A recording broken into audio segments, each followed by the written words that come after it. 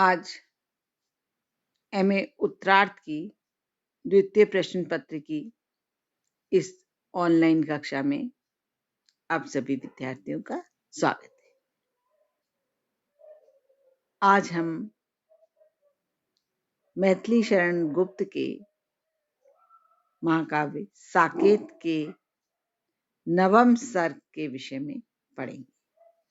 इससे पूर्व के व्याख्यान में मैंने आपको गुप्त जी का साहित्यिक एवं व्यक्तिगत परिचय दिया था और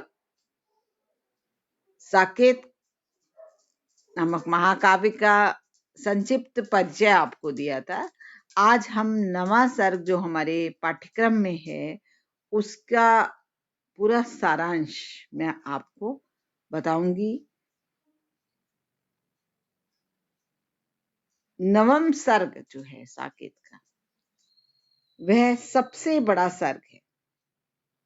इसमें उर्मिला की व्यापक एवं बहुमुखी वेदना का चित्रण है, पर इसमें प्रबंधात्मकता नहीं है। अनेक छंदों से सज्जित यह सर्ग पूर्णतया मुक्तक शैली में लिखा गया है, इसलिए इसमें उर्मिला की विरह वेदना के विविध पक्षों का उद्घाटन करने में कवि को सफलता मिली है। राजा जनक में वीतरागी और गृहस्थी दोनों के गुण विद्यमान थे। वे राजा भी थे और योगी भी, अनासक्त भी थे और गेही भी। उनकी 4 पुत्रियां थी, सीता, उर्मिला, मांडवी और श्रुतिकृति। राम राज सिंहासन को त्याग कर और अयोध्या को तपोवन सी सुनी बनाकर लक्ष्मण के साथ वन चले गए। भरत उनके अनुराग के कारण राजा होकर भी योगी सा जीवन बिताने लगे। ये सब ही कुछ आप लोगों ने पढ़ा है कि किस प्रकार से राम को वनवास हुआ था और राम लक्ष्मण और सीता जी के साथ वनवास उनका गमन हो गया था और भरत ने उनकी खड़ाऊ राज सिंहासन पर रखकर 14 वर्षों तक राज की बागडोर संभाली थी। तो यहाँ पर कवि ने उसी का वर्णन करा है कि भरत जो थे वो राजा तो बन गए थे परंतु योगी का सा जीवन बिता रहे थे। सीता अपने स्वामी राम के साथ वन को चली गई थी और इसलिए उन्हें भी वन भी के समान, महल के समान ही सुखद लगने लगा था। परंतु उर्मिला अपने पति लक्ष्मण के साथ वन को ना जा सकी, इसलिए उनके लिए निज उपवन भी वन के समान दुखित हो गया था। अर्थात वह राजमहल में ही रह गई थी, लक्ष्मण वन चले गए थे, इसलिए सब सुख सुविधा और भोग होते हुए भी उर्मिला जो थी वो दुखी और व्याकुल थी। विरह की इस अपार ज्वाला में उर्मिला ने अपने धर्म का और अपनी मर्यादा का सदैव ही ध्यान रखा। इस प्रकार उसने अपने आदर्श त्याग से उस कलंक को धो दिया जो रानी कैकेयी ने अपनी निंद आसक्ति से रघुवंश को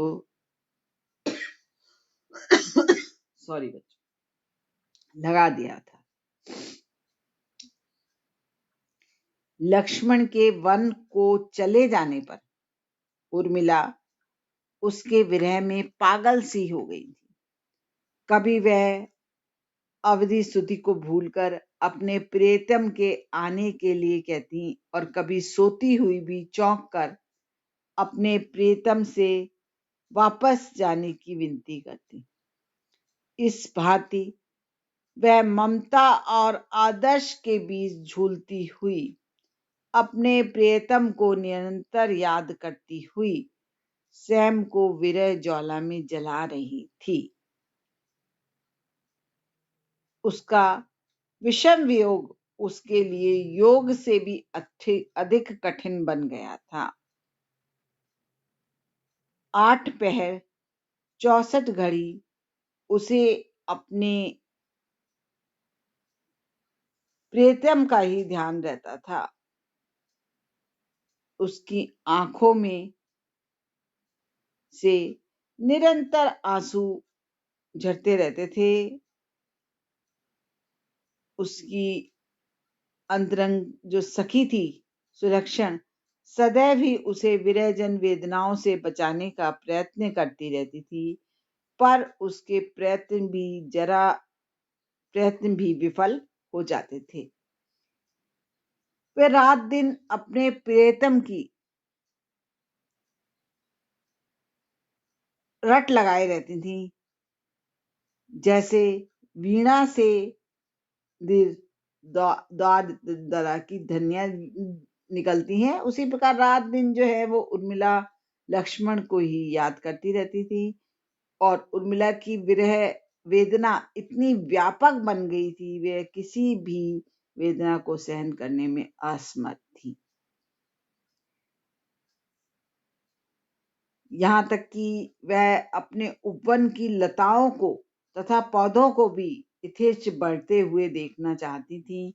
इसलिए वे अपनी मालनियों को आदेश भिजवा देती हैं कि कोई भी किसी पौधे या लता को ना छाटे, वरन उन्हें उसकी इच्छा के अनुसार ही बढ़ने दे। विरह वेदना को भुलावा देने के लिए विरहणी द्वारा चित्र बनाना प्राचीन परंपरा है। इसके साथ ही पुस्तक पढ़ना और वीणा बजाना भी। पर इन साधनों से भी उनकी वेदना कम नहीं हुई। अपनी सखी से तुली, पुस्तिका और वीणा भी मंगा लेती हैं, पर इन सब साधनों से उनकी वेदना में कोई फर्क नहीं पड़ा। उसे प्रियतम मिलन का एक दुखद सा जान पड़ता है, जो रात दिन दोनों में ही उन्हें कष्टदायक होता है। उनके खाने पीने में भी कोई रुचि नहीं रह गई है। ना तो उन्हें व्यंजनों का खाना ही अच्छा लगता है और ना ही उनकी बड़ाई होगी। वह तो यही चाहती हैं कि यदि उसके प्रियतम भी होते तो वह सभी को अपने हाथों से खाना बनाकर खिलाती। वस्तुतः उसके लिए भोग भी रोग बन जाते हैं। जब वह खाना बनाकर खिलाती, वस्तुतः उनके लिए भोग भी रोग। जब वह खाना खाती तो उसकी सखी उसके लिए दूध लाती है और पीने का हट करती है, पर निरंतर आंसुओं में डूबी हुई उर्मिला दूध भी नहीं पी पाती। उर्मिला विरह वेदना के कारण प्रियतम के प्रति इतनी व्याकुल हो गई हैं कि वे स्वयं को एकदम अनाथ और असहाय समझ बैठी हैं। वह तो सभी पदार्थों का भोग केवल इसलिए करना चाहती हैं ताकि वह जीवित रहें और 14 वर्षों की अवधि को पार करके अपने प्रियतम के दर्शन कर सकें। जब वह यह देखती हैं कि उसके दुख को देखकर उसकी तीनों सासें जो हैं बिलक बिलक कर रोने लगती हैं, दुखी होती हैं। उसके दुख को देखकर उसके जो देवर हैं वो भी दुखी हैं और उनकी बहनें भी दुख भरी सांसें लेती हैं, तो वह और भी अधिक दुखी हो जाती हैं। तो यहाँ पर जो हम पढ़ रहे हैं नवें सर्ग का सार, उसमें बच्चों किस प्रकार से उर्मिला के विरह वर्णन को, उनके दुख को, लक्ष्मण के वियोग में 14 वर्ष का समय काटना उनके लिए कितना मुश्किल हो रहा है, इसी सब का वर्णन इस सर्ग में कवि ने बहुत सुंदरता के साथ किया है। आगे की जो कथा है वो अगले व्याख्यान में हम कंटिन्यू करेंगे। यहाँ तक का ही आज करेंगे और आज का व्याख्यान हम यहीं समाप्त करते हैं। धन्यवाद।